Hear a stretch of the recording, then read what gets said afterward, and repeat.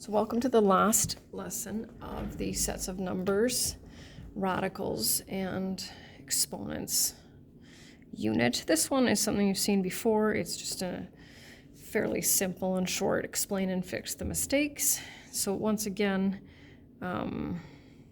there's at least one, if not more, mistakes, and we just want to figure out what that is. So my recommendation too, oftentimes, is, you know what, how about let's just not look at it and let's just see if we can do it. So we know that with an integer base and a negative exponent, we turn it into a fraction, right, with 1 as the numerator. Now we don't want to keep our negative sign there. We want to bring it up to the top, plus 1 over 9.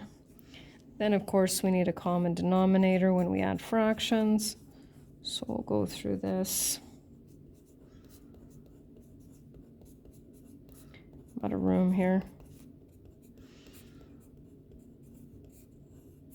And then we'll go back. So that's my answer. Of course, we go back to this one, and we can see that, of course, instead of changing it into fractions, that, well, we completely made things up, right?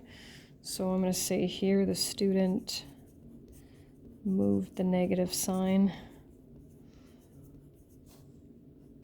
to the left of the power.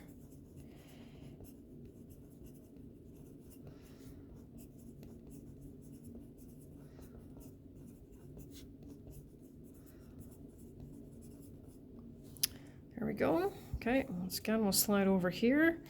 So when we're doing order of operations and we have division and multiplication, we do them in order from left to right. So when we're dividing powers with the same base, we subtract the exponents.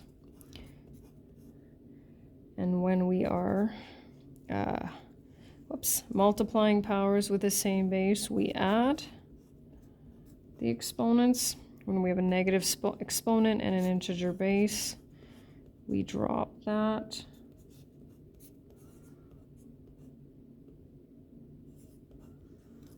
And so I ended up with a fraction. I'm going to box that up. And over here, looks like we have made up some exponent laws. So the student did not correctly apply the laws of exponents.